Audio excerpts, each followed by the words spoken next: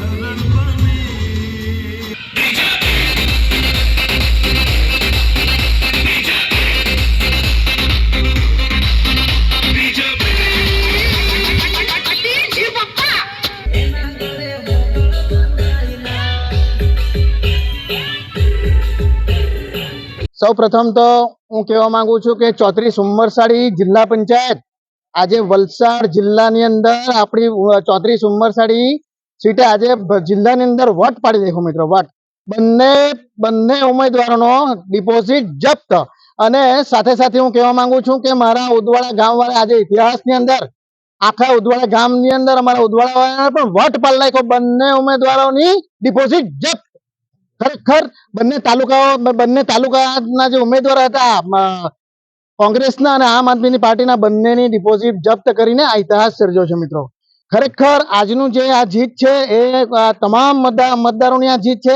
આ જીત હું અમારા તમામ 34 ઉંમરસાડી જીતના મતદારોને હું ચરણમાં સમર્પિત કરું છું. અને મારા ઉદવાડા ગામની પણ આ પ્રચંડ જીત જે આજે ઇતિહાસની અંદર પહેલી વખત જે આ થયું કે બંને ઉમેદવારોની ડિપોઝિટ જપ્ત કરાવીને મારા ઉદવાડા ગામવાળાઓએ પણ આખા ઇતિહાસમાં નામ લખાવી લીધું છે ઉદવાડાના ઇતિહાસમાં.